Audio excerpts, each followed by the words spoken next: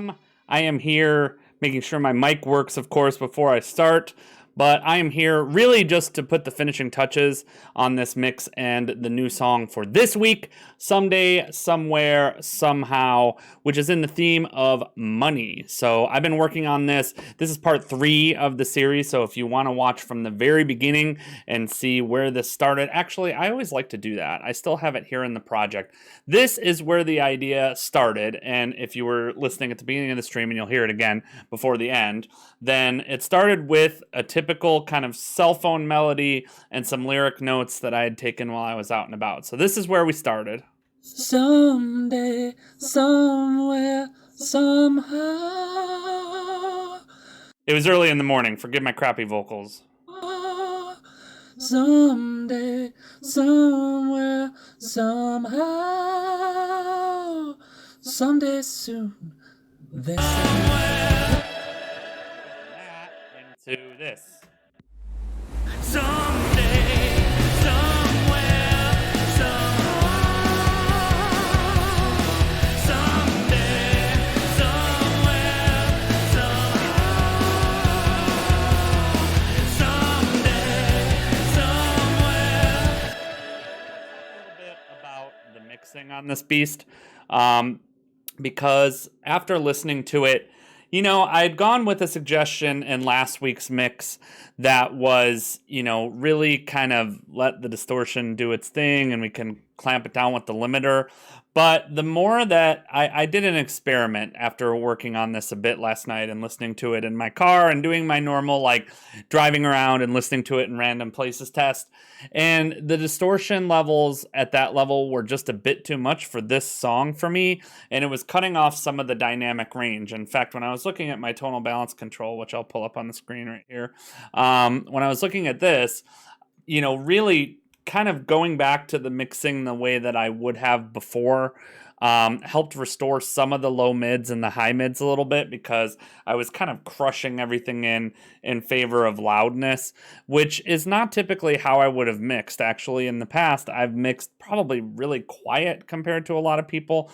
This is still on the loud end as far as my mixes go, since most of the peaks are in between like 1 and 0.5.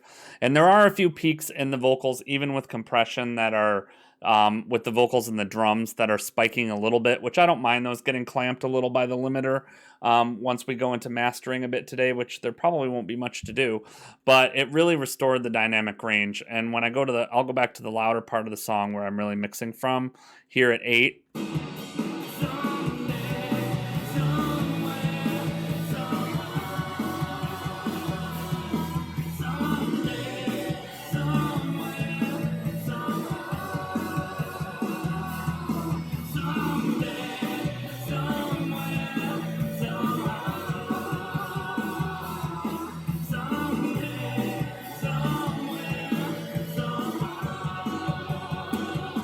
So I've really been going back and forth on my balancing since it's so close on that vocal. Like, I keep turning it back up and down the more I listen to it. But you'll notice that really helped restore the low mid quite a bit, which made a big difference.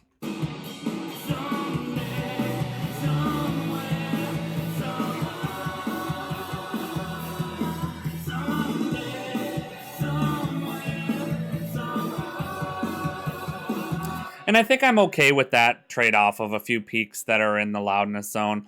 My LUFS are way down from, again, where I was mixing last week, which for last week's song, which had a lot of super heavy parts in it, this is still fairly heavy, but not, it's more reliant on the vocal. And with everything crushing in, it just wasn't working. So we're between about -12 and -14-ish on the loudness meter.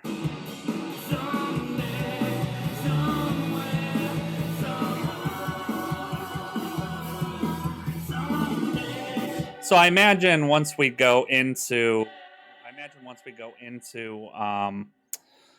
mastering a little bit here, you know, my de facto master, which is basically just screwing with it in Ozone and doing some final touches, you know, I'll probably bring that up to -8 or -10.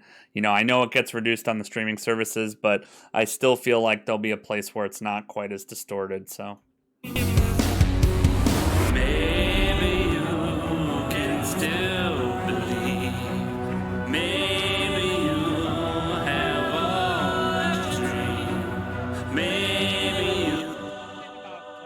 notes that's really important is I'm using it as a guideline, but not necessarily as the end all be all. And I listen to tracks alongside a set of reference tracks that I use. I don't like to play those on stream because they get my videos claimed, but I am always adding to my reference tracks. But I'm going to pull up some of the examples that I have. Where are they? All right, here. I'm pulling them up. So a variety of different kind of rock and indie songs. So Take What's Mine, Baumer, Depeche Mode, which is a huge influence for me, especially the production on something like In Chains. I'll use those a lot, and a ton of Deer Hunter, a little bit of Family Crest in there too, that I'll use for the heavier guitars and just to kind of, again, reference my mix against. I don't do the reference tracking as much on stream because, again, it'll get my stream copyright striked or whatever, which is kind of a frustrating part of not being able to show that on stream. I guess I could mute the audio out or let it mute the audio out, but that's kind of silly if I'm trying to use it as an example and say, hey, listen to this snare or listen to whatever, and then I can't necessarily do that. That doesn't work so well. So I want to go back to my, I turned it back up a decibel on the vocals again.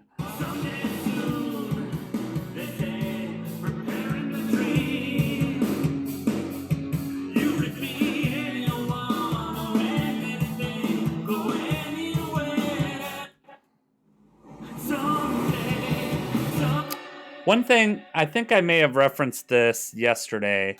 That I did add a Ryzen hit to this. I actually froze it because when I render this and it's not frozen, it doesn't render properly. Like it doesn't put the whole sound into the hit. It's really strange. I'm wondering if it's something about how that sample loops. So frozen, it does the right thing and does the big escalation. Very kind of cinematic sounding. And that's what I'm going for there. Someday, somewhere, somehow. Someday, somewhere, somehow. Someday, somewhere, somehow. Someday, somewhere, somehow. Someday soon. Snare-wise, I'm pretty much at the same place. So, one of the tips on one of the podcasts that I listen to a lot, I brought it up a few times, UBK Happy Fun Time Hour, really good audio production podcast for anybody that's into the audio production side of things. They, bring up tips a lot of the times that are super duper helpful as far as mixing and mastering and all that good stuff, production choices and all of that. And, again, so a lot of the decision making in this, and one of the things that I've been doing is even listening on my studio monitors, kind of consistently turning the volume up to a louder level for checking the low end, and then turning the volume back down and making sure that what I want in the mix when the volume is low or when the mix is in mono is what's standing out to me. So obviously in this song, the vocals, the bass, we need a little kick, and so the vocals and snare are obviously the thing that are going to stand out the most, and we need to make sure those are there. So vocal, snare, and in this song, a little bass, kick, and guitar. I make sure that those are there in both low volume and mono. So I turn it down consistently on my end to hear that and make sure that that's what's standing out. Someday, somewhere, somehow. Someday, somewhere, somehow. Someday, somewhere, somehow.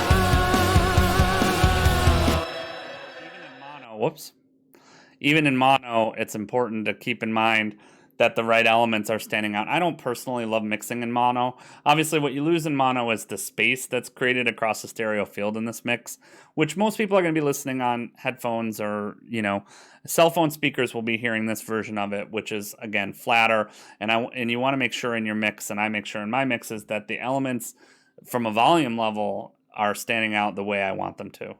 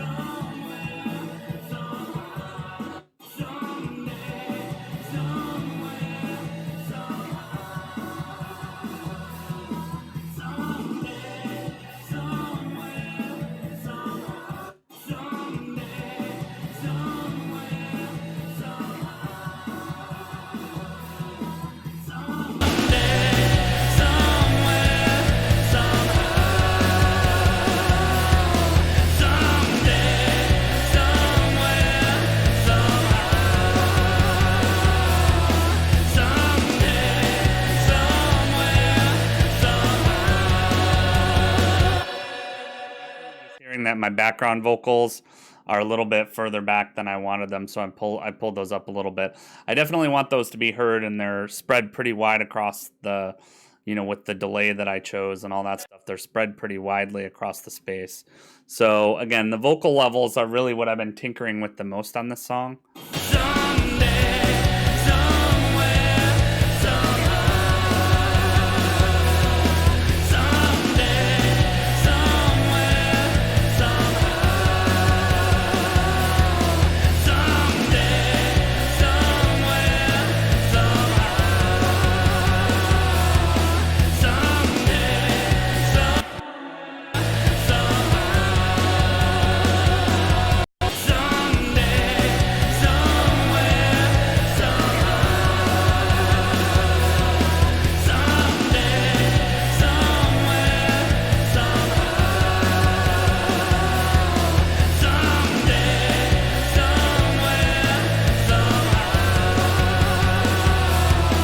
Someday,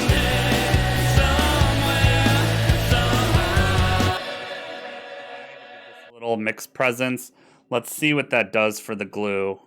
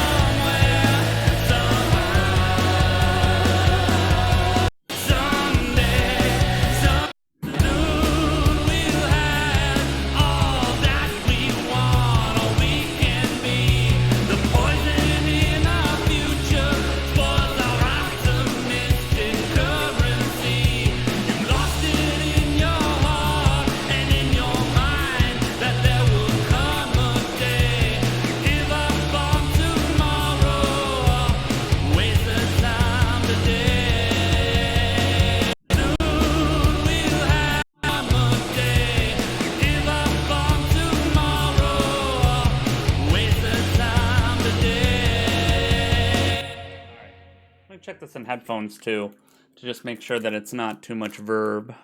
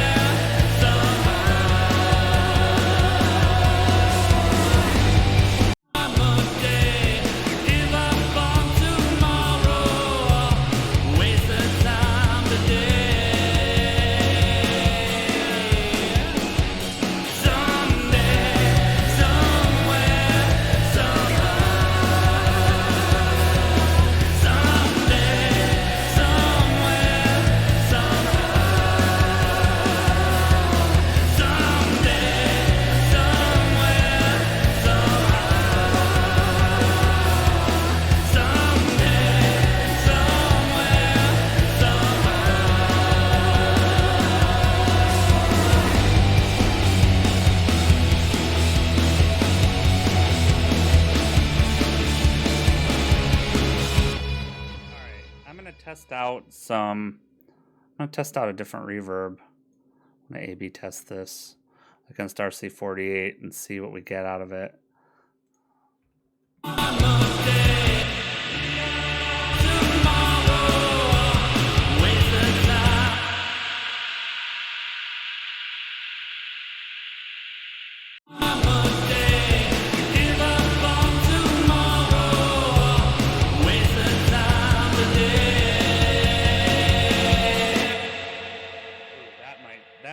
lot nicer, blended a bit better.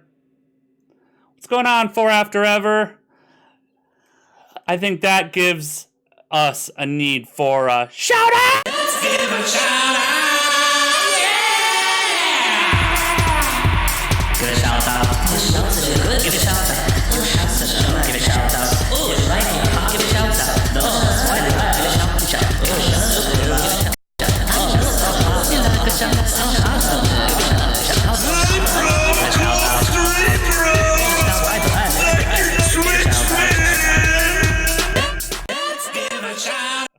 Had to give that shout out to For After Ever. Thank you so much for auto hosting us and for being such a awesome person in the Twitchverse.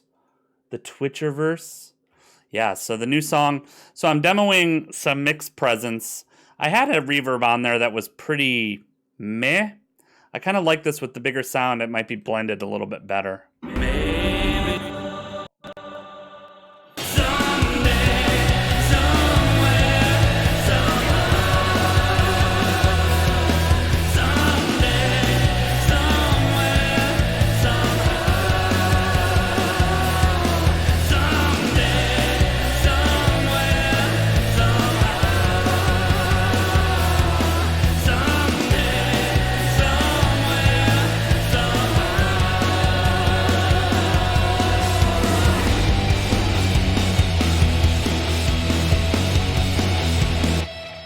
Definitely liking it better with that, with the bigger, wider reverb in there.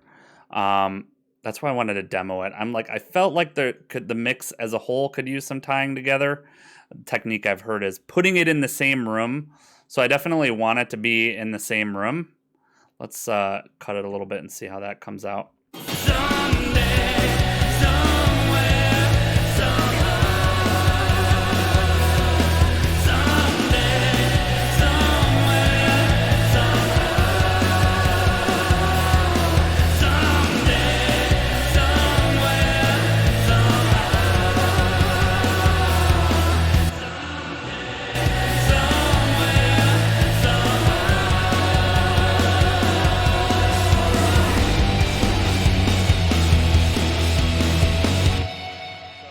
Makes I also love how big that makes our crazy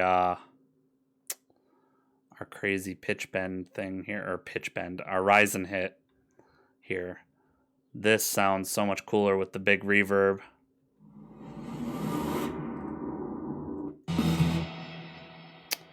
You know, I used to use oh, let me solo this with the audio on.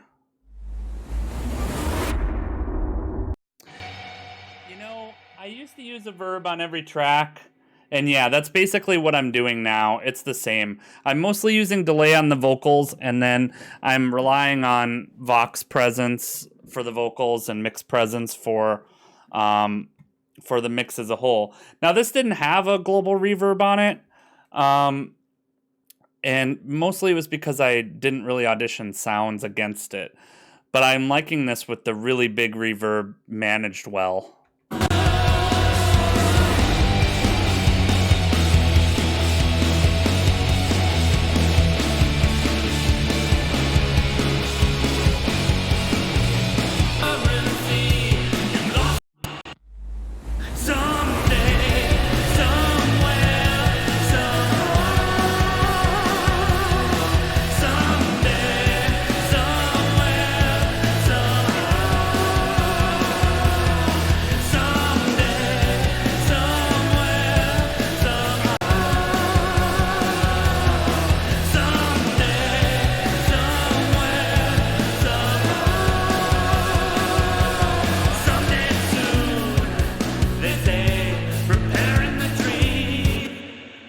That in mono to see.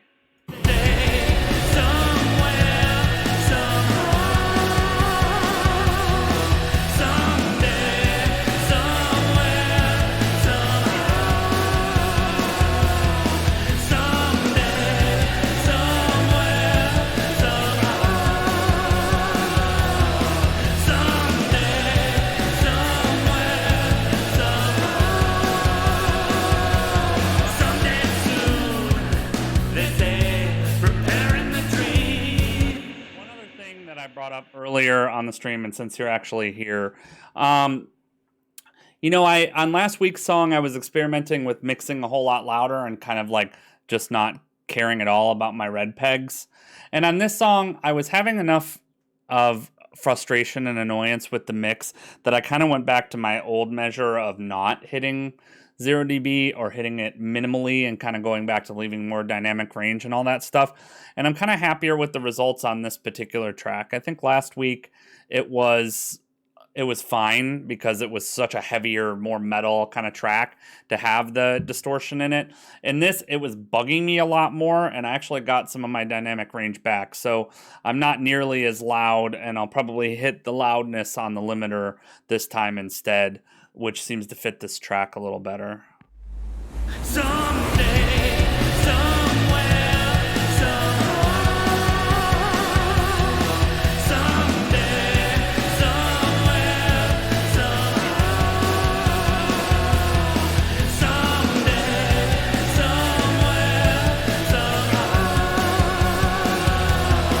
someday, somewhere,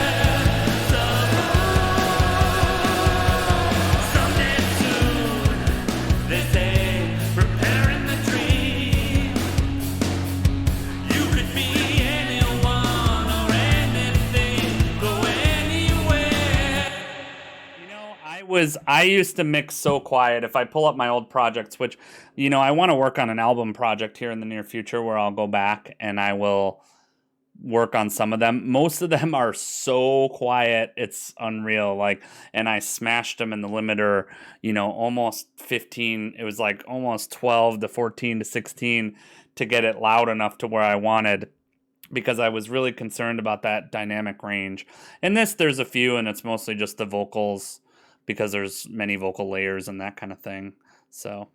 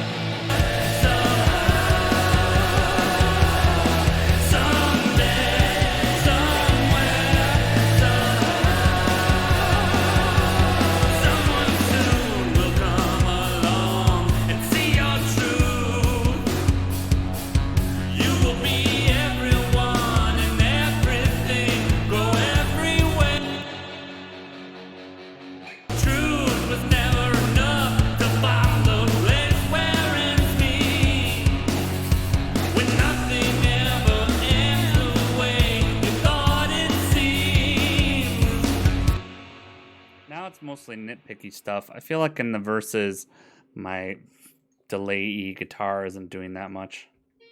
They say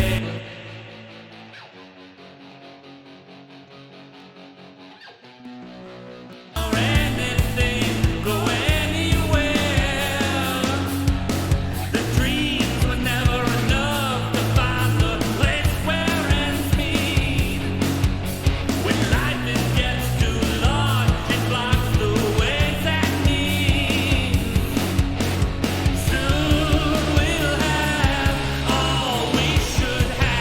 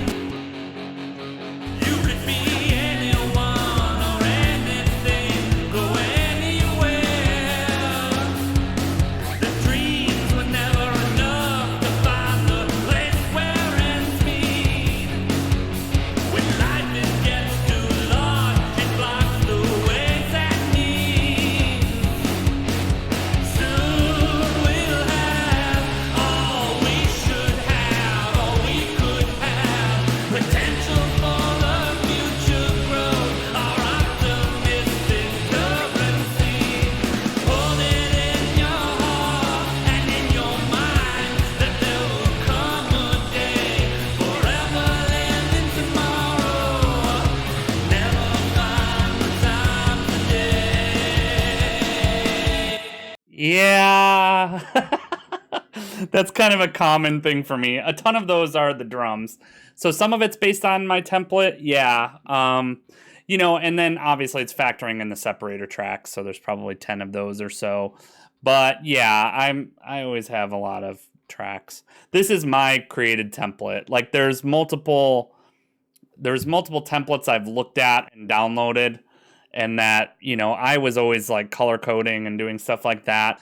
But there was a template. This is kind of heavily derived from how I was doing it before, mixed with something I saw from Produce Like a Pro.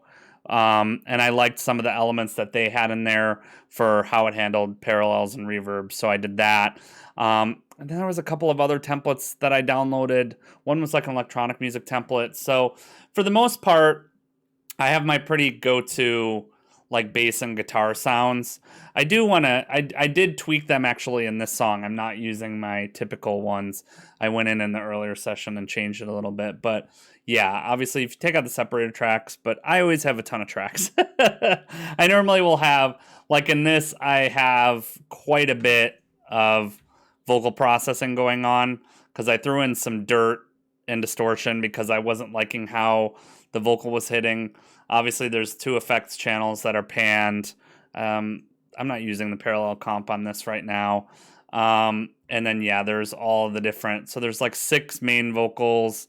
There's a couple of bridge vocals that I separated out and processed differently. And then there's just 2. This is actually very light on my... It has more layered vocals than it does background vocals, which the last couple of tracks I've had way more background and chorus stuff. So like I had created a chorus in the last one, and so I had more stuff in there. So there's a lot more layering in this one that's pretty heavily panned. But yeah, there's a lot of... I always have a bajillion tracks in all my projects. And then lots of guitar layers and stuff like that to make it thick. Oh, I suppose I should follow your advice and do that.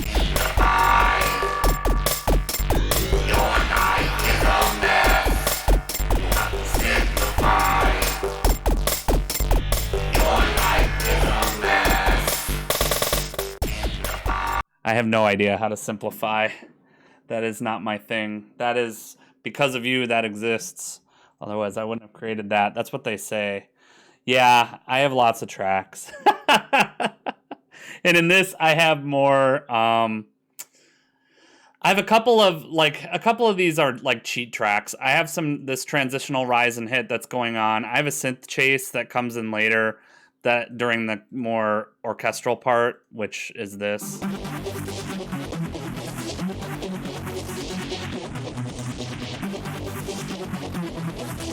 Hey,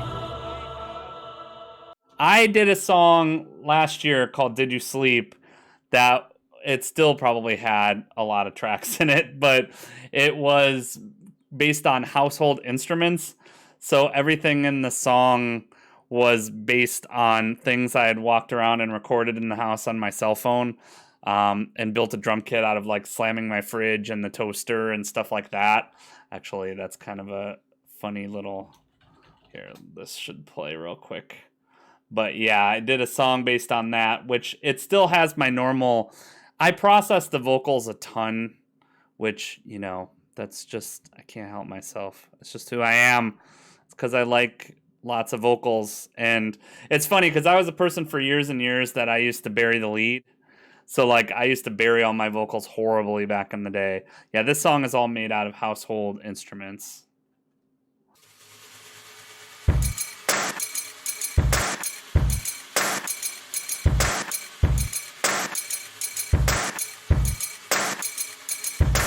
So those sounds are the sink running, slamming my curtains back and forth, stirring coffee, and the toaster are the drum set.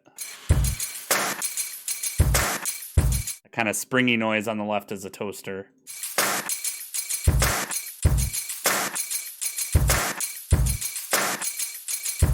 So this is kind of my minimalist attempt at minimalism.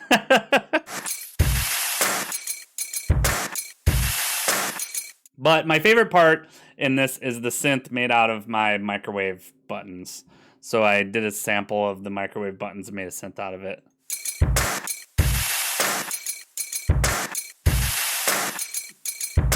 Can you sleep? Did you sleep?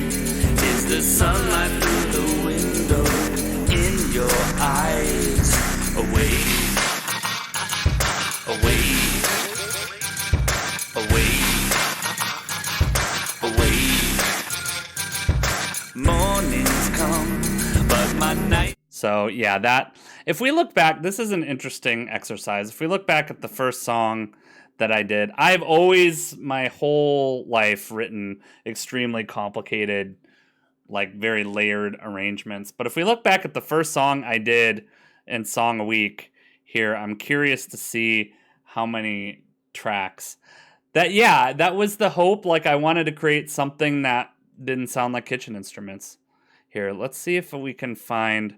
I'm curious now as an idea how many tracks I had in the very first track that I did for Song a Week. So this was the first one I did almost a year ago. Let's see how many tracks we had in it. You Saw His Face, which this one I agonized when I first started this process. And this it's part of why I did it was because I was just in this analysis paralysis kind of place. Like back in the day, I mean, I was kind of prolific as a songwriter when I first started in the early 2000s and would record stuff. You know, I think I recorded 2 albums in a year and was into that. So this still has, where does it show you where all the tracks are? You saw it somewhere in here. Yeah, this is much, much more simple. I still was kind of using folders and less separators in here. Where did you see how many tracks it has? I'm probably blind. It has to exist somewhere. I can clearly see, at the bottom of the mixer.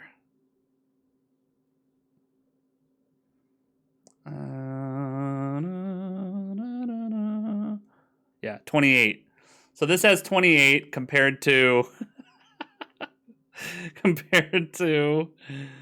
95 on this one. 93 because these two don't count. So this week's has 93 tracks. You Saw His Face has 28. And at this point I didn't know much about compression. I was trying to mix in stock plugins with a few of my synthy kind of sounds in here. Like I still had Complete at this point. On this one, if I'm going to play it, it needs Voxengo, which I still, this song obviously still holds a soft spot for me. Especially, needs to go to MME. There we go. Because obviously it was the first one I did as part of this process. It's much more synthy and gothy than other ones.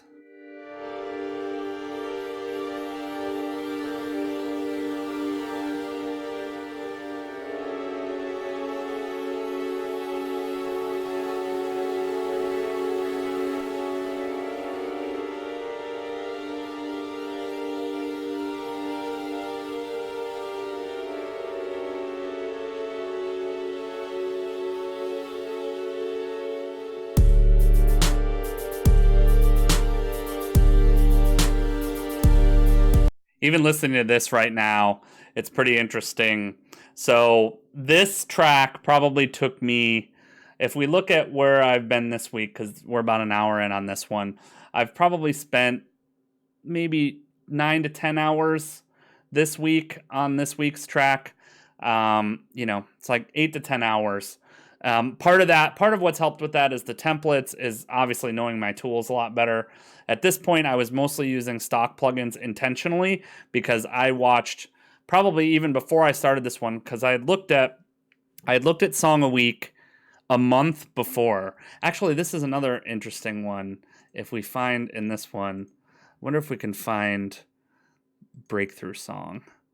This one, yeah. So I looked at Song a Week, so I'll load this. Oh my God. So we'll look at this version and see what's in it.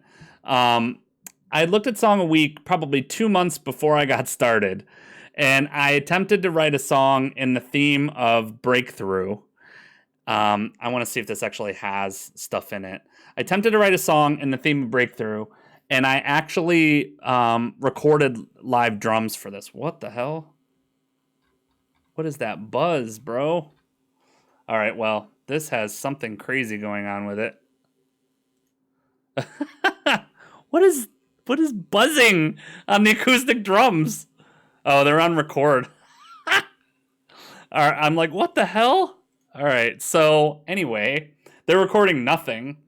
So I had seen Song a Week 2 months earlier. I attempted to write a song in the theme of Breakthrough.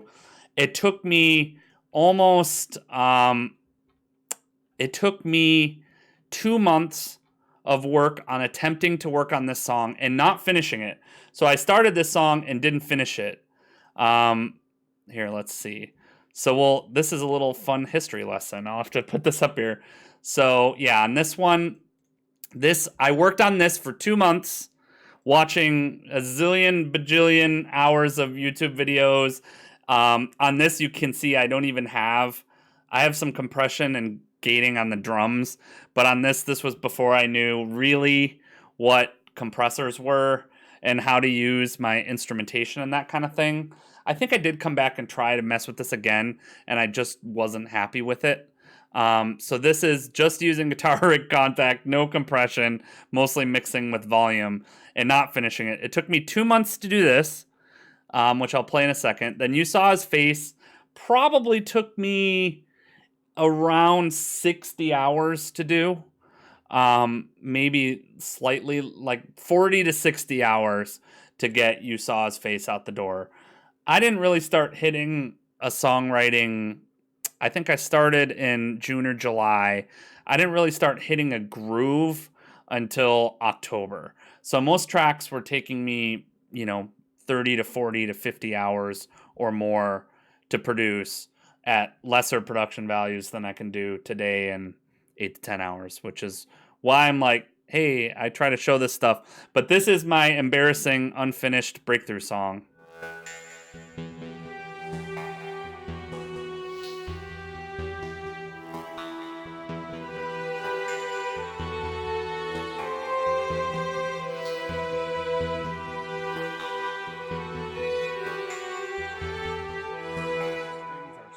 Dry.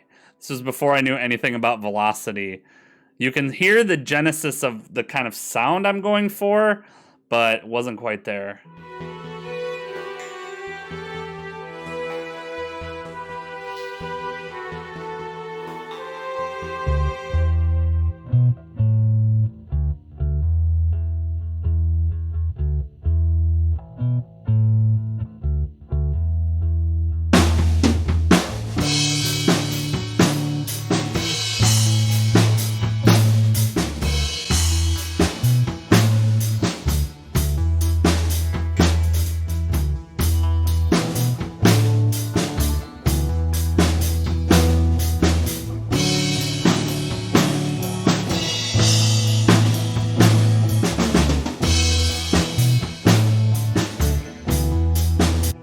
Say after listening to this, I'm kind of surprised because those are live drums, and I only have 2 microphones. I only have 2 microphones to record drums, so they didn't come out that bad for what they were, especially with very little compression or EQ on them.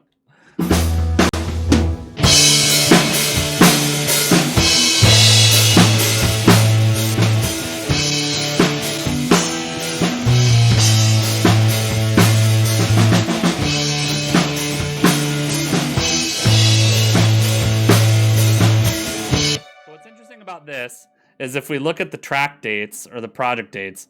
So I started this in April. So April 16th was the date that I started this project for Breakthrough. I think I came back and tried to start messing with drum sims at this point in July of last year. So we'll listen to that version. But 3 months, I thought it was only 2. So 2 to 3 months of trying to finish this song and not finishing it. And I didn't even look at the date on, let's look at the date real quick on You Saw His Face. This is interesting. I haven't thought about this in a while. So if we look at You Saw His Face, which I started on June 30th. So I started this actually before the Breakthrough song. This is also when I got obsessed with regions for a minute. So we'll hear what I did here. This may actually have the vocals in it. But I could not figure out... The biggest thing I had issues with when I was first starting, and it took me a long time to get it right, was drum programming and quantizing synthesizers, which is part of why I got frustrated and just started recording acoustic drums. Then I learned this trick, which is a nice little trick that you can use for drum sims, especially if you're recording on multiple mics, which I don't have. I only have I have three or four mics, and I have like a drum mic kit that I think I was using for this that has a kick, a snare, and an overhead. So on this, I was only using 2 mics to record the drums. But then I figured out dynamic splits and was trying to work on dynamic splits to do that stuff. So that ends up in this unfinished version of it. So again, keeping in mind, looking at the dates, that this song was started April 16th of 2018. I came back, and this version of the project, which I still didn't finish, 3 months later, was with some drum sims and all that stuff. So basically the same idea, and never finished it. The song is unfinished.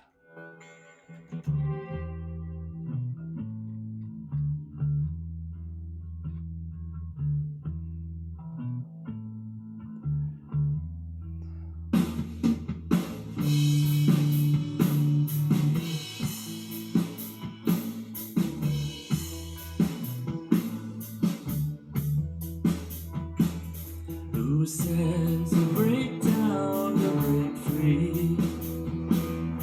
No matter where you came from or what you think is wrong.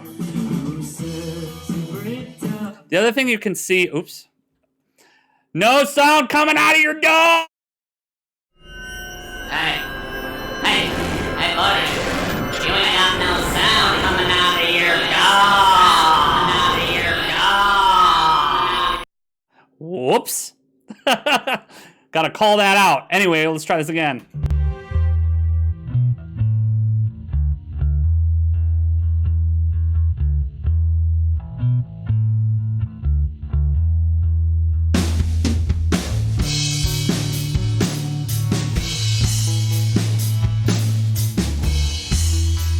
You can see about this production, what's interesting here. Oh boy, it's the Roots. Give it a shout out.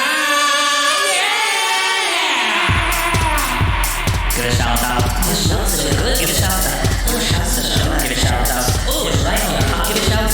The shots right in the Give it a shout out. Oh, shots so good. Give it a shout out. Oh, so hot. Give it a shout out. Cool stream, bro. Like your stream, bro. Check out the Village Ruse. If you're watching this on the recording, he does amazing streams and also has silly videos. We're talking a little bit about songwriting process right now. So this track that I'm playing right now, because I've been doing Song a Week now, actually almost a year. I should do like a whole episode on this where I break it down a little bit.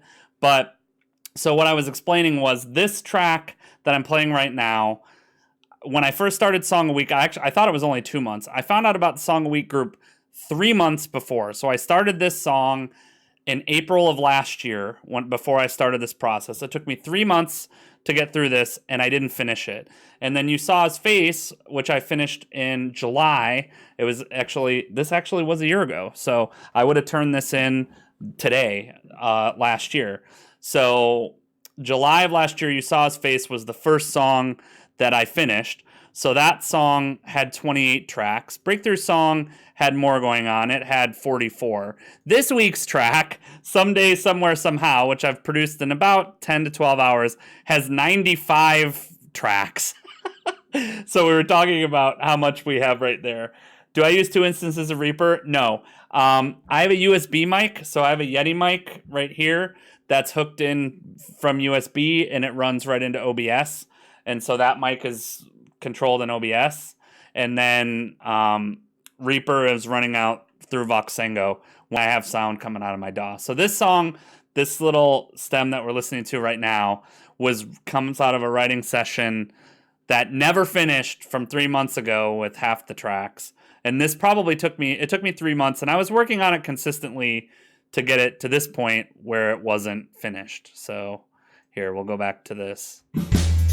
Who says you break down to break free? No matter where you came from or what you think is wrong. Who says you break down to break free? Who says you give up to come home? When all the dreams you're living for seem shriveled up and gone. Who says you give up to come home? And when the night is darkest, they say it's just before the dawn. Obviously, you can tell it's me and that the songwriting sensibility is there, and there are a zillion tracks like for what I'm trying to do. I must have gotten like obsessed with the idea of compression in this one, since there's EQ, pre-compression, there's 2 compressors, then enhanced EQ, then more re-EQ for high shelving. So there's so much high shelving. These are some dry ass vocals in this song for some reason. Yeah, it's not a bad song. I gave up on it though, because what I realized was it was using it as an excuse to not finish something. Like, this song was never finished, and it was okay, and I kept pushing on it. And prior to this, the last song that I had written was 10 years earlier. So I had started in like 2007, 2008, and I realized I had to simplify.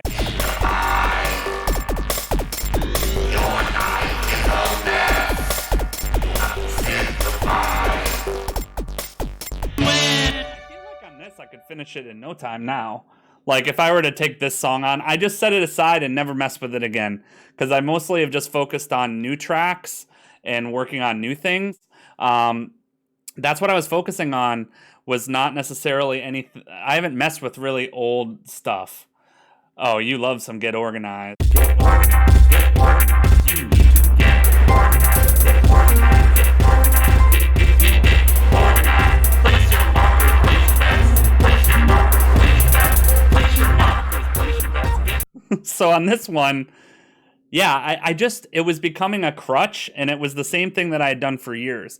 I had a little, before I found Song a Week or any online groups, because for me, all of my tracks prior to this, I should play something, like I said, I should do a whole stream on this, but what was interesting is, all of my old tracks, I had never worked in a DAW before.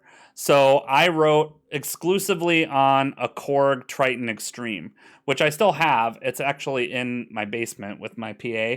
I should probably bring it up here at some point, but all the stuff was written on a hardware synth, which is how I had written basically from 99 until the late 2000s when I stopped writing. I was in a kind of industrial-ish project in 2007.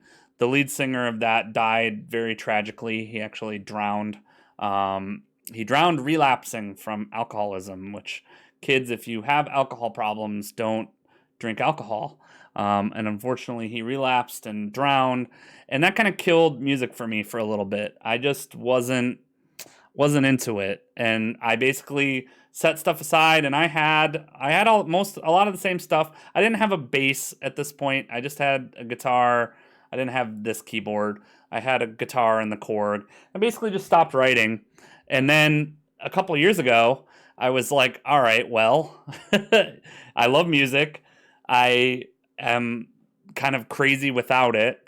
And so I think this was, what year is it? 2019. So it's like 2016, I started to get the itch again. That's when I started looking into DAWs. And I admit, when I started this, I'm not a spring chicken by any means. When I started DAWs, I was lost. Like, it made me angry. And I'm a person that, I haven't had this happen on stream yet. I think I had it a couple of songs ago. I normally get angry when I songwrite. One thing I've noticed about the streaming has helped me is I get super angry when I'm writing a lot of songs and it's not working, or there's a part that I don't like. The streaming, I think, has curbed that a little bit because I can't rage and cuss and be angry as much. Like, there's a little bit of it when I'm recording vocals, but I used to be somebody that I would just throw fits when I was writing songs, especially this one. There's probably takes of this if I go through these acoustic drums where I'm like throwing the drumsticks or something. So like 2016, I got the bug again, and that's when I bought Complete software synths, and because I went to Guitar Center. It was like, how do you write in the DAW? Like, how does that work? What's the DAW do? And they're just like, it works just like a sequencer. And I'm like, but I don't understand. I press a button and the button makes things record, and I press this button and the quantize, and then they're like, dude, what you need is Complete. So of course, what did they what did they railroad me into? The most expensive thing you could buy. They're like, hey, what you need is Complete, which is like $1,000 or something that I bought at the time. And at the time, Cosby comes out here too. He says you need a pudding pop. You need to get the Completes. And I'm like, all right, well, what version of Complete should I get? And the salesperson, who is clearly Bill Cosby, says, all right, kids, you need to get yourself the Complete Ultimate Edition. It has all the synthesizers. It has all the stuff that you need to put it in your DAWs. And I'm like, all right, I want to put this in my DAWs. So I bought it, and I brought it home. And then I'm like, how do I make sound happen? This is how bad I was. I'm like, how do I make sound happen? And so then I go back to Guitar Center, and I'm like, hey, I have all these synths. I don't know how to make them work. Oh, you need a MIDI controller interface. You need to interface your materials. And I'm like, okay, well, how does that work? And he's like, you need to buy yourself an APK. Well, actually, first, he's like, you need to buy yourself a Akai MPK Mini. This thing will make you play. And I'm like, all right, I'll buy that. He's like, good, kids. Hey, a K, whatever. You should buy that. So that's the first one that I bought. And then I started messing with that. And I'm like, all right, this is too small. And I don't like programming drums. Because at the time, I was programming drums with the pads. I actually don't really do that anymore. But I used to use that. It will help with the fake light show. I've learned this. I was looking into that today because you guys got me curious on that. So then I go back and I'm like, well, this isn't enough keys. And he's like, well, let's get you one with the nicer keys. And so then I got this guy, which is the MPK 249. So I got that, which is what I've been using as my primary keyboard. But DAWs were just like, what the hell? I didn't understand it. Yeah, so I have that. I got that. And then, so I bought all that stuff in like 2016. I was living in Salt Lake City at the time. It was before I moved to the East Coast. And I'm like, all right, I got it. So I bought all that stuff. I started messing with it. I was like, hey, I can make annoying sounds, which that, for any musician who wants to know the truth, making annoying sounds is like the first step in progress. When you're like, I can make the funniest, most annoying sounds that I could possibly make. And I'm like, perfect. Now I've got it. So I bought all that stuff back then, and then I set it down again. And then I didn't pick it up again until 2018. So it was like 2016. It may have even been 2015. So I don't remember. Somewhere in there, 2015, 2016. It was Complete 10 was the new one, so it might have been 2015. Bought all that stuff. Started working on a couple of things. Got super confused. Was like, I hate this. I don't understand how it's the same. And then I quit. And so then I found Song a Week. And so that takes us to today, where I was like, all right, well, so then I started working on this breakthrough song. And then I'm like, I'm going to figure this out. I'm going to watch YouTube videos. The cool thing about Reaper and why I ended up in Reaper is I think compared to any other DAW, Reaper has the best training video tutorial community. Kenny Joya and Reaper blog. And there's a bunch of YouTube channels where you can go, and they have hundreds and hundreds and hundreds of videos that you can watch on like how to press record. And then Bill Cosby shows up. He's like, here's how you press record, and here's how you sequence things. Yes, how you doing? I'm Kenny Joya. Here's another one of my tutorials. So I watched like 100 hours of those, and that takes us to April of last year. I'm like, okay, songwriting group. Love the idea. Creative writing, I don't have anybody listen to my tracks. I don't really have friends or family that like my kind of music. So basically nobody listens to any of my stuff. So it was kind of cool to go, hey, songwriting group, whatever. And so I started this in April. So you heard that version. Then you get to Here, which goes on about 3 months later. And I was kind of having the same thing where I was frustrated and angry enough with this. I kept coming back to it. And like you guys said, my problem is that I hate everything I do. So it's like, you got to have that feedback, which was super helpful. So I worked on this, and like you guys are saying, it's not that bad. You hear it, it's not that bad. When the night is darkest, they say it's just before the dawn. And when the hope you're holding seems hopeless all along, and when the gray is faded to black and midnight blue, and when your love is traded for what you have to do,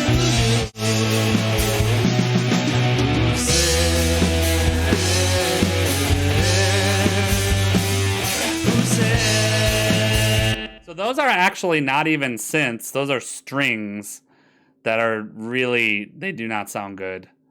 And at this point, I don't know what I was doing with my color scheme here. This may have been before I found SWS, so my color scheme is kind of funky. I don't know what's going on with that. But yeah, those strings sound terrible. They're very dry. That was session strings or whatever. So this song didn't get finished. It actually, I hear it now, and it's pretty close to finished. Like, had I known mixing skills at that point, it's got all it doesn't have any background vocals, which is kind of silly. It's unusual for me.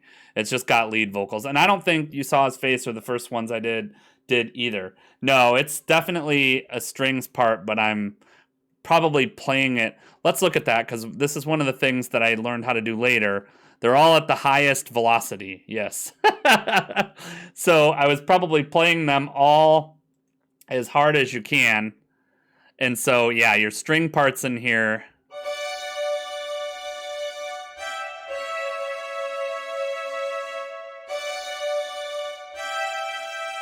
So they don't sound all that bad on their own. They just need some finesse when you listen to them. But yeah, I think this is Session Strings Pro. Yeah. And now they're Session Strings Pro too. But they're not that bad. They just need finessing. They're kind of dry strings, which is the issue I've had in working with them. So finally, I get to the new theme. What was the theme of this song? Now that we're looking at it, I don't even remember. This was for the theme of... No, I clicked on me, not on the track. This was for the theme of...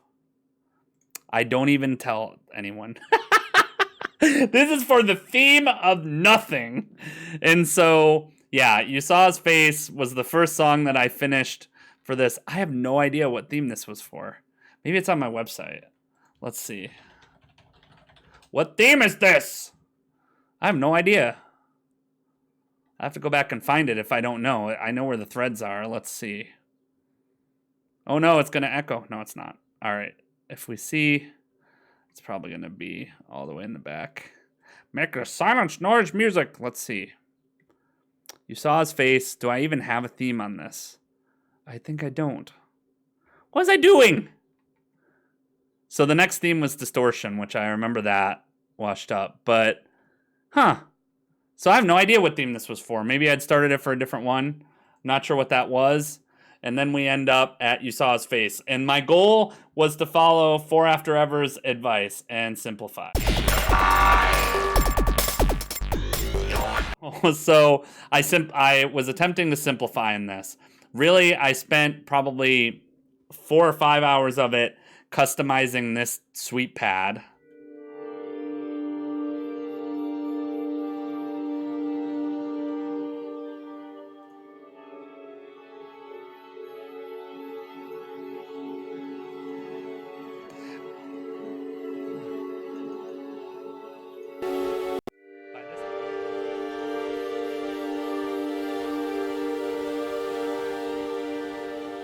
By this point, I'd started learning a bit more about compression, And I realized that Complete, one of the nice things was that it had come with all these tools.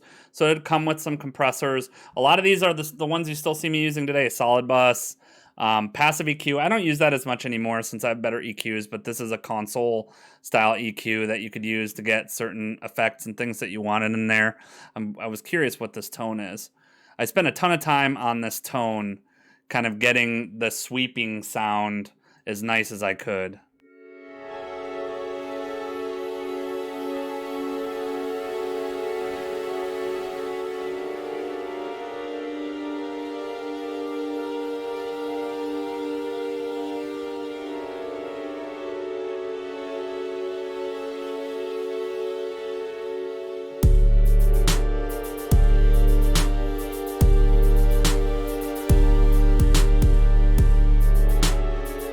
So one of the cool things about this, I'm pretty sure I'm using, I don't know if this is Polyplex or not. I'd imagine it is. Where is the MIDI? Okay, I did do this a little bit differently. I'm wondering if this, no? So I imagine this is Polyplex. Oh, it's Kit. It's called Kit. Okay, I'm like, what is this? Yeah, so one of the cool things about Polyplex and why I use it a lot when I'm making the silly techno songs is because it's really quick and easy to use. And so it gives you pretty nice sounds right out of the box. So I just went with those and really focused on keeping it as simple as I could.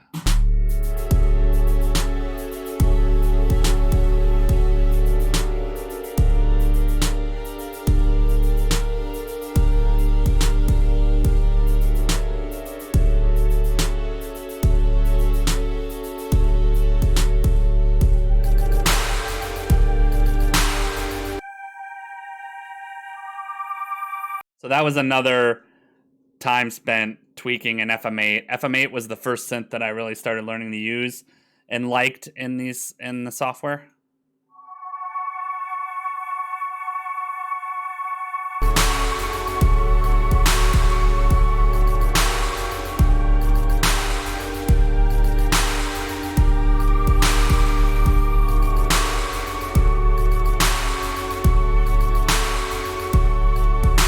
I saw him looking in, I saw his face pressed against the window.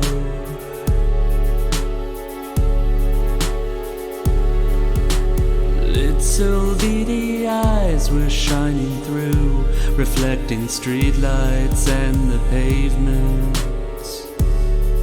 So even on this, I mean, compared to what we have, if we look at this track versus today, so in this, I have 6 tracks of vocals. What is this labeled? NI Tools. Oh, so I think I was trying to use different stock tools versus Complete tools.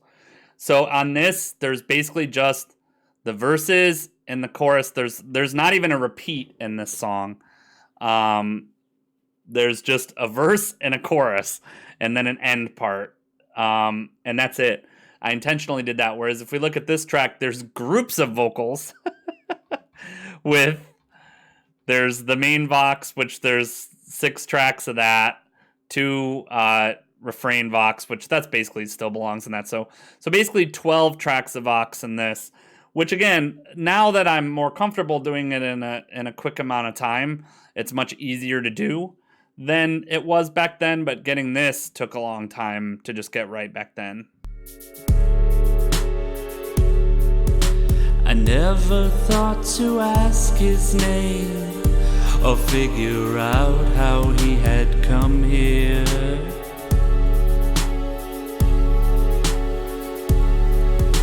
I never thought I'd play his game or figure out what he had done here.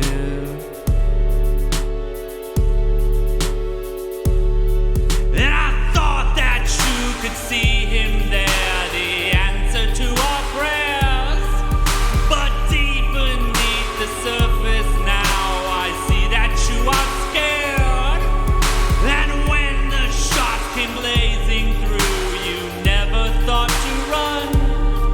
And you saw his face. You saw his face. So the guitar here, total kind of going for a Manson, Nine Inch Nails, total ripoff sound.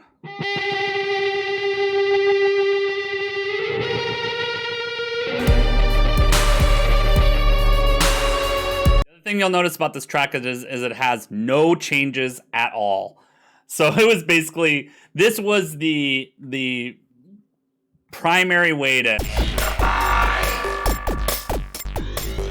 was like, it was no changes, no choruses, no nothing, just get through a song.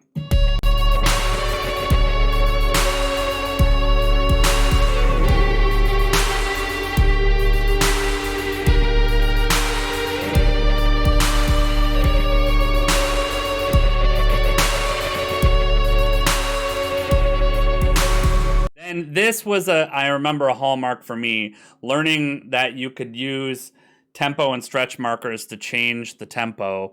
So I think I just did this for fun to add a piano part at the end, which I actually still quite like this song when I listen to it.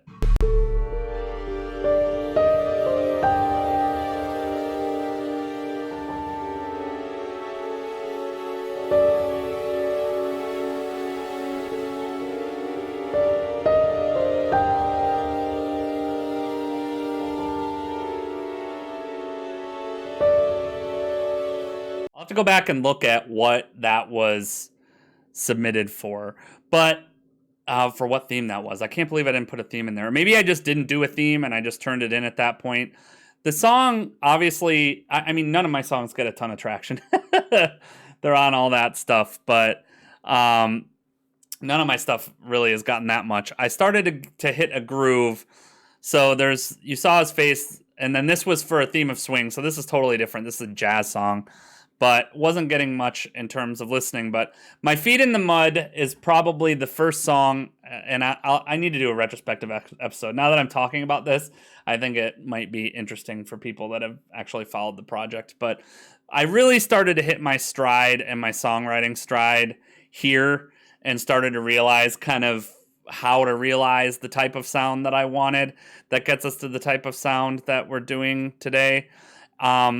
And I still I wouldn't say like I exactly hit a stride in here, but it was right around the time Let's Go to War. Like this song, 9 months ago, so that was kind of 2 months into the process, I started getting really comfortable with tools and started getting, clear on what I wanted. And I think this is where most of my favorite material came out, was in here. Really, Let's Go to War. Let's Go to War has had the most listens. For some reason, that song... It's everybody always says it'll blow your mind which songs are the most popular or the most interesting. That song has been my most popular song, and I find it very strange because it's a good song and there's nothing wrong with it. It's just not as single-esque as like Black to White or Lost in the Storm. Lost in the Storm has more listens on SoundCloud, but between that and Spotify and all that stuff, Let's Go to War has more traction for some reason. But it was around here I really started learning how to use the tools. And then my break came around All Things in Mind. That's when my dad passed away. And so then I took a break and came back with Just Float. And that leads us back to modern day. And yeah, I should do a retrospective of these projects and go through and mess with them a little bit. I know that of these, there's a kind of best of that I want to go through and turn into an album and do some fixes on the mixes, because there's some things I didn't know back then and didn't know how to do that now I do know how to do, that I could make some improvements and add some decent effects and that kind of thing. So that leads us to today, which in this case, I think I'm pretty good with this mix. So I think that I'm going to render this and we'll pull it into a mastering session. Call it V2 because V1 was what I was driving around listening to in my car. So I'll throw it into Ozone, and in the meantime, we'll get organized. Get organized, get organized. You need to get organized, get organized, get organized. Organized. Place your marker, place your bets. Place your marker, place your bets. Place your marker, place your bets. Get organized, get organized. Get organized, get organized. You need to get organized, get organized. Organized. Place your marker, place your bets. Place your marker,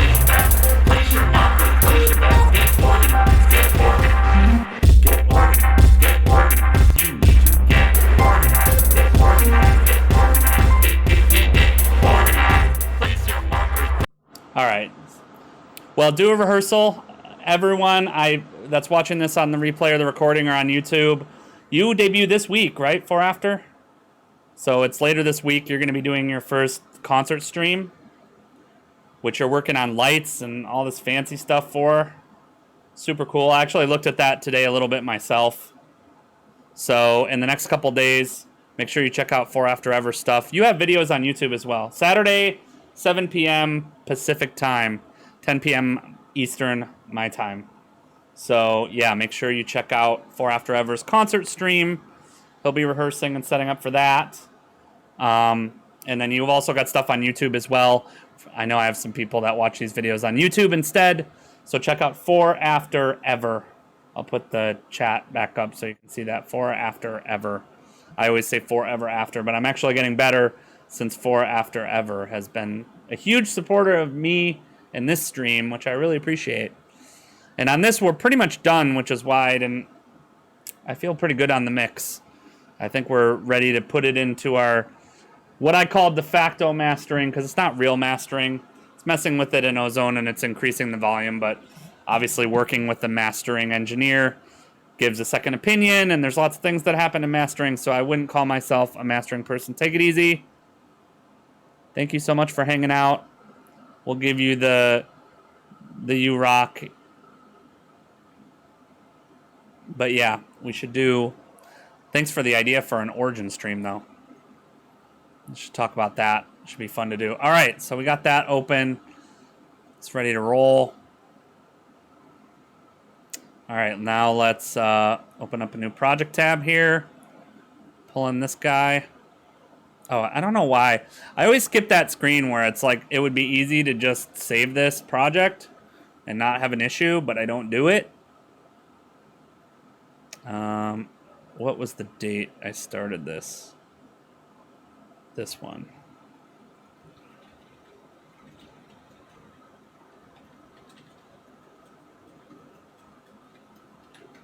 So I'll save our master project.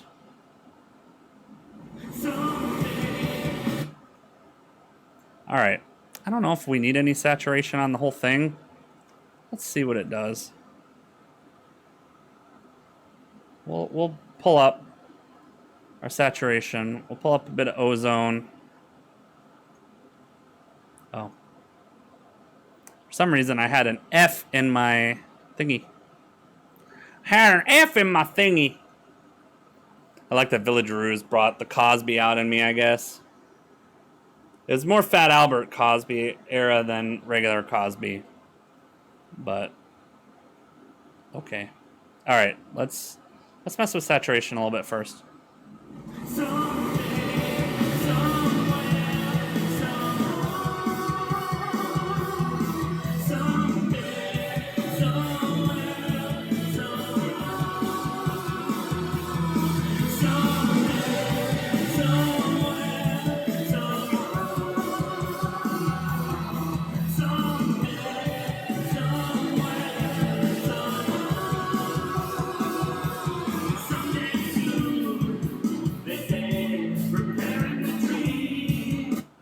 All right, so let's set up our markers. Let's set one up here. Give me a verse. I can be in the middle, and then we'll go to the loudest part. So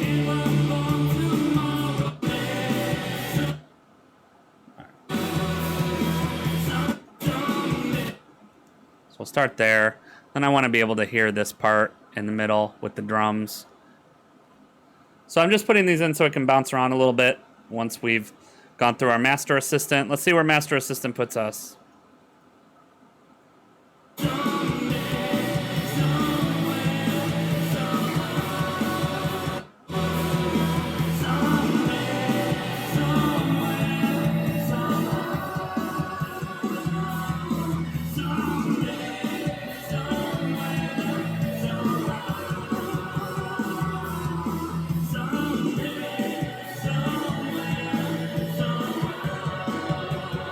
All right, so let's see what it did.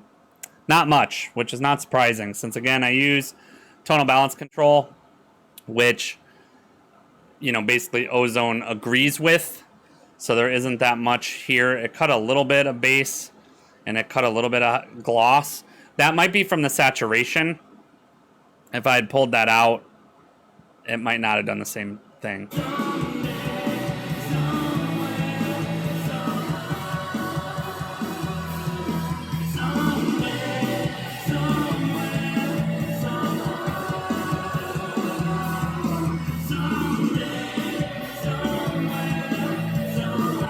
All right.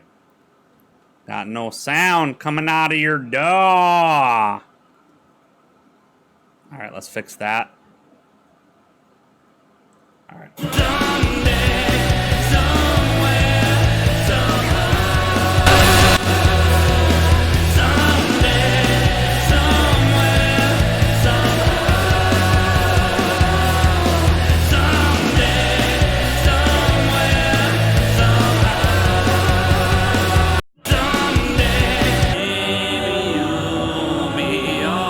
Alright, since we did this last week with some success, what I might do is throw this guy back on there.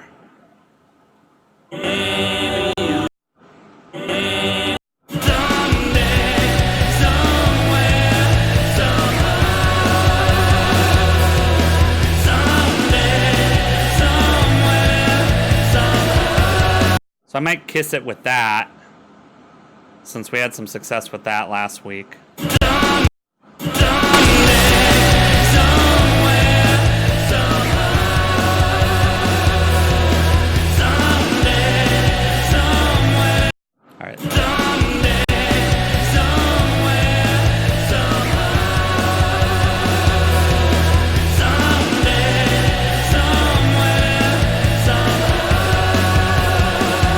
So what am I doing?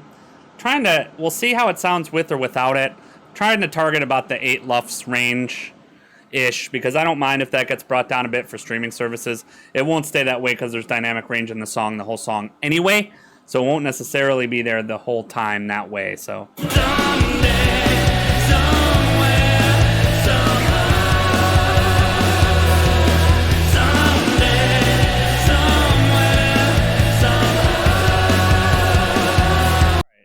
I think we're doing okay as far as that's concerned.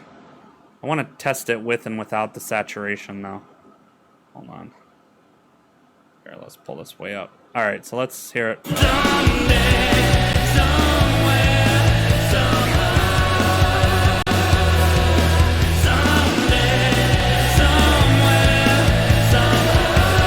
Saturation is much, much, much better.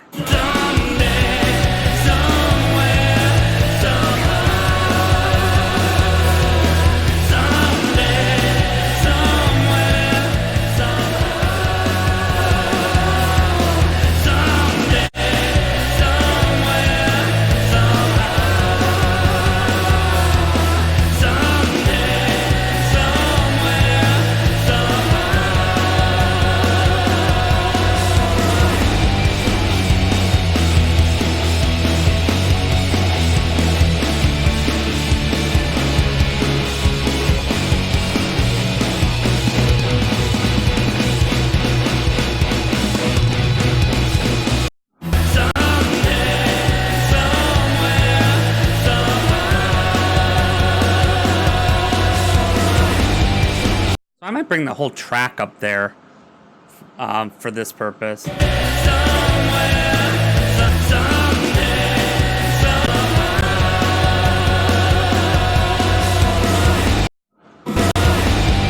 Alright, so right here we'll put our envelope point. This shouldn't be a lot, but... Nope. Here. Let's zoom in on this a bit, pull this over. Let's bring this up.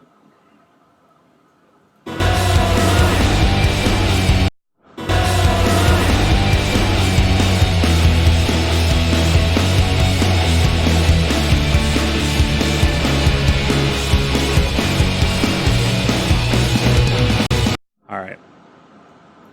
Let's hear a little bit more to hear how dramatic that volume change is.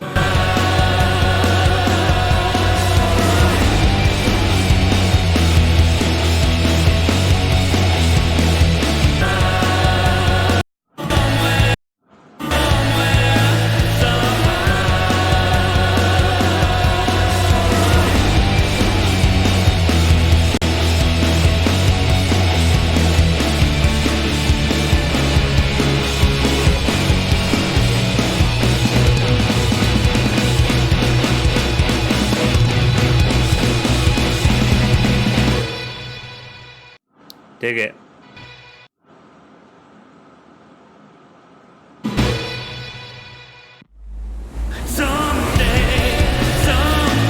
All right, so let's maybe do the same thing in this lower part in the song.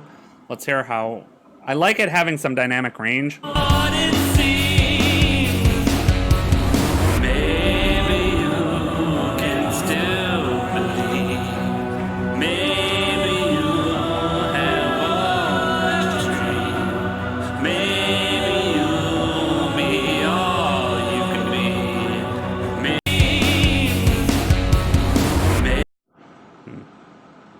I don't know if I want to mess with it. I kind of like where it is.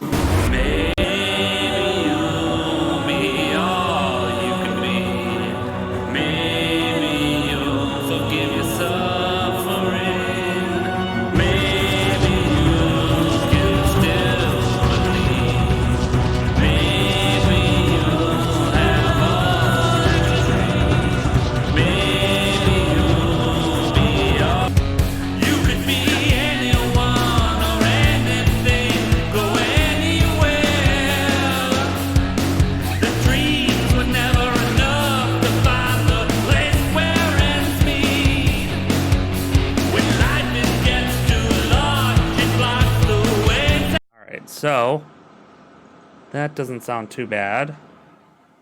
Just want to see what this is doing. You could be anyone or anything, going someday, somewhere, somehow. There's a part of me that I don't know that I agree with their bass cut, so I'm just checking what tonal balance is saying. Someday, somewhere, somehow.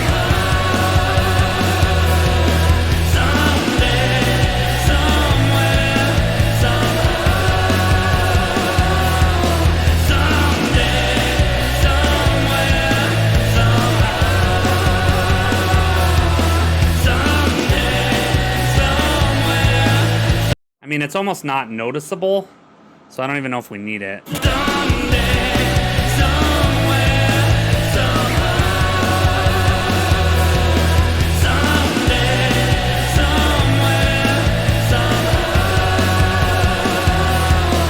Alright, let's gain match and hear it bypassed.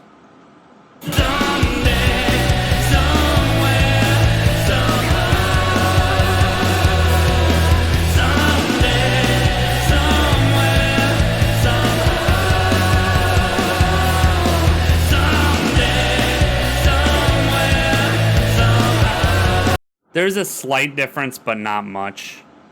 I'll probably leave it alone. I'm curious about this low mid too. It's boosting how much? Like, again, these are very, very minor mastering style tweaks.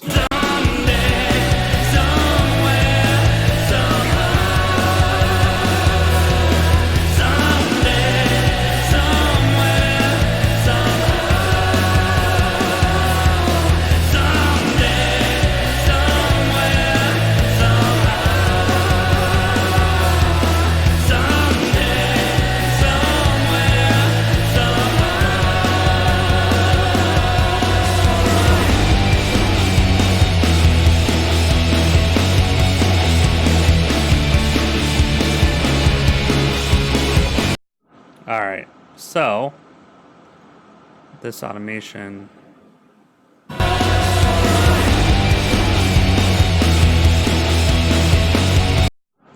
Alright, for the most part, it sounded pretty good. You could be any someday, somewhere, someday.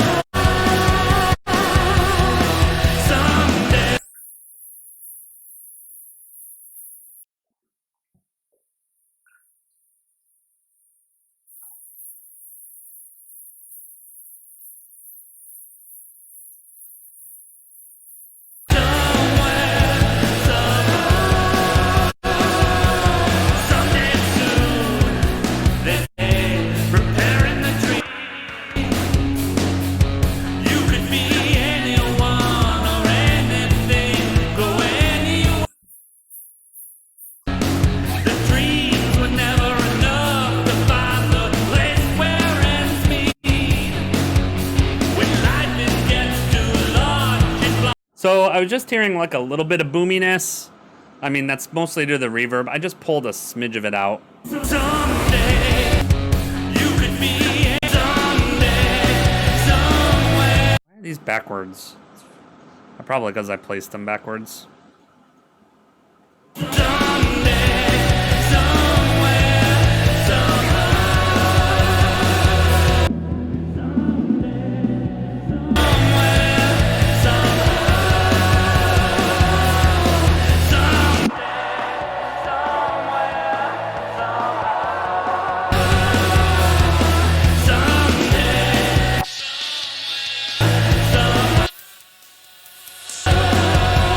This is pulling, it's dynamically pulling out a little bit of the dirt that I had in there.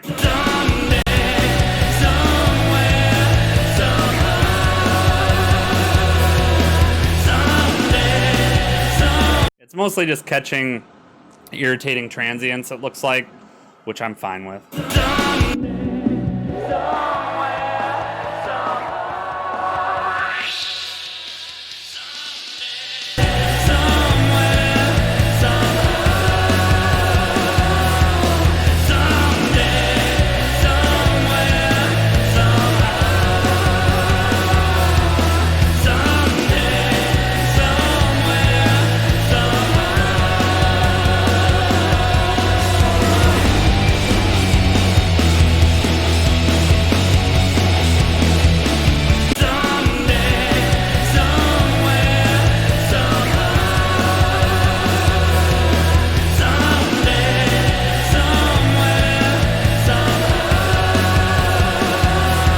Alright, ladies and gents, I think we're good.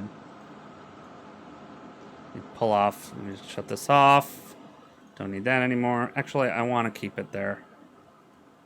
But these sound luscious. Sounds luscious and lovely this time of year. Alright. Let's get this rolling. Wave it up. And let's get organized, people.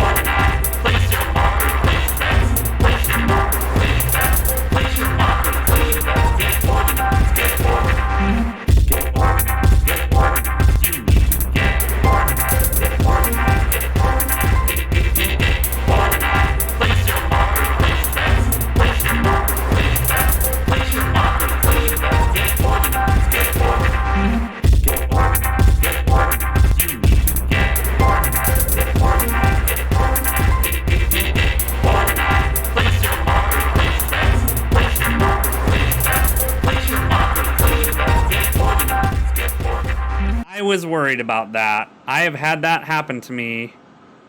I'm pretty sure I'd saved the original project, but I've had that happen for some reason lately with Ozone. Oh, let's see where we were. My Reaper auto saves every 3 minutes, so it should be fine no matter what, since that took about 2-3 minutes to do. But for some reason, the render window in Reaper, man. Oh, I left a tail on it. I'm going to need to do it again anyway, because I left 1,000 millisecond tail on it. I screwed up. I screwed it up for everyone and everything. All right. Hold on here. Happy day. You broke it. All right, this looks pretty much the same with just the other stuff active. Normally, I'm pretty good about clicking save before I exit. Yeah. This is all right. All right, so I'm just going to save this. Since I know this is all right, let's just make sure, since I just muted these, that all my changes are intact. Just going to double check. Yeah.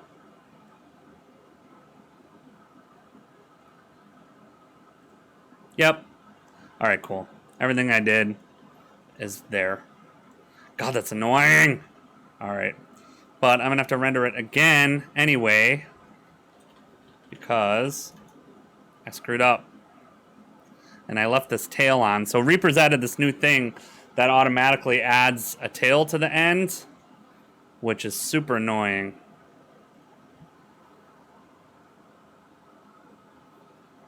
All right.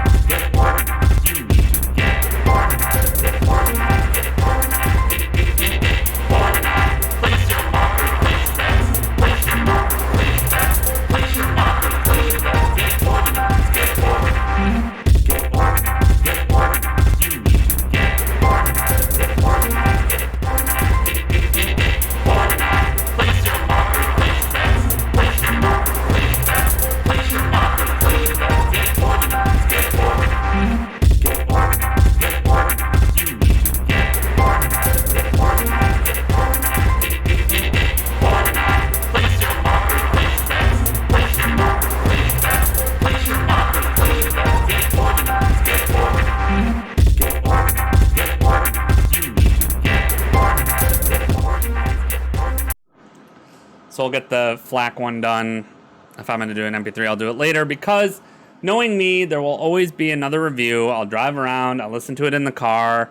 I'll be like, all right, I need to change this. This thing isn't working. I want to change that. It's normally how it works for me. We got a notification. All right, so until then, this is doing fairly fast anyway. I turned off the tail, right? Yeah, I'm having this issue in Reaper. I don't know why this happens, but whenever I go back to the render window and try to cancel it or close it, it crashes. I should clip this and send it to Reaper tech support and ask why it's happening. Anyway, so I think we're in good shape, ladies and germs. Therefore, I'm going to wrap this up and I'm going to go post it in Song a Week. And then I will definitely this week, I'm going to try to do feedback on Fridays from now on if I can. So Feedback Friday. And then I should at some point, since it's been a year, I could easily go back and find when my first post was. Let's go back and look. Let's go back and find it. Be logged into my Reddit account. Find all my boring Reddit history. Nintendo Switch Lite. I was reading about that earlier today. For all y'all gamer folks. Alright, let's see. I wonder if that would be considered a comment. I think it would. Because this was before I even had the silence noise as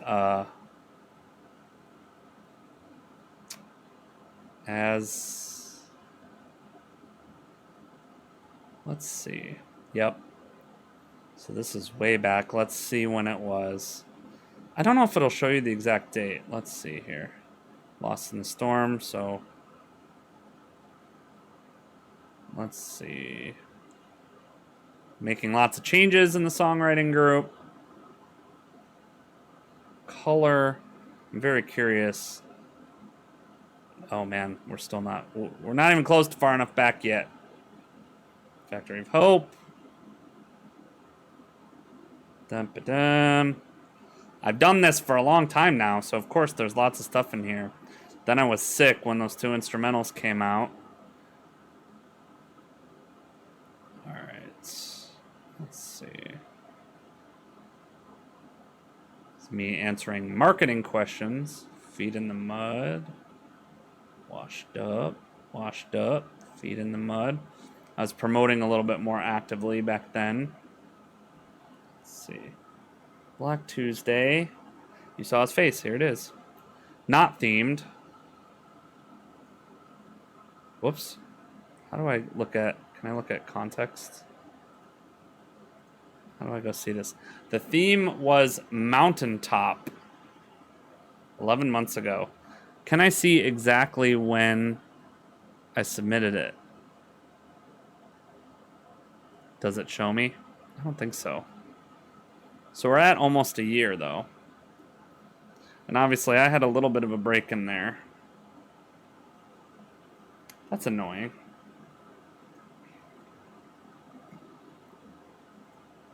I'm going to add it to this post because I've totally forgotten that. Or maybe I can put it in here.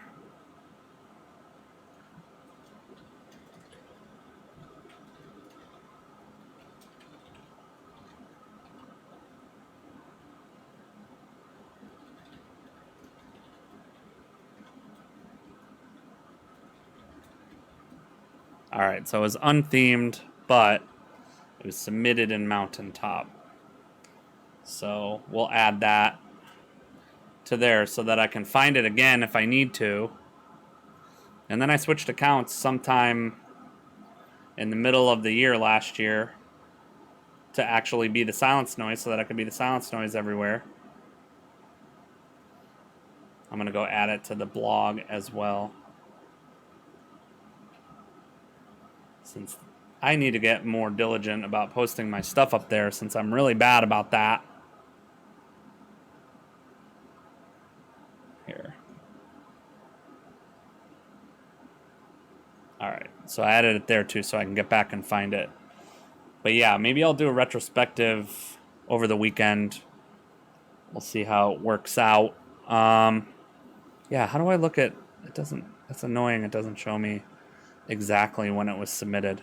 It just says 11 months ago, so we're almost a year. Oh, there we go. If we hover over it, July 25th. All right, so we're not far off a year. I'm gonna add that to my calendar, so I don't forget, because we don't want to forget. Here, let's put it in here. Song a week anniversary. I'm going to put it all day, and I'm going to repeat it annually so that I remember. That way, so yeah, I'll start putting together some of the projects and some of the ideas, and we'll open up a bunch of stuff and go through and do like a little bit of a Silence Noise song a week year. You know, by that point, hopefully, I've got 2 more songs that'll be in, so I'm at 39, but 2 of them, so 37. So, and I missed a couple of months. So yeah, we missed about three months, almost 4 months because of, well, when I factor in the next 2 weeks. You know, so if we do 2 weeks, there should be 2 more tracks. Do 52 minus 39. Yeah, it's about 3 months that was missed for time off. The month in June, and then 2 months for my dad. So yeah, but we'll do a retrospective around then, and I'll put some projects together, and we'll talk through the old songs and what's going on in the future. But until then, I'm going to play us off with our new track, Someday, Somewhere, Somehow. And I will see you for feedback next, and then we'll start a new track for next week. I will see you then.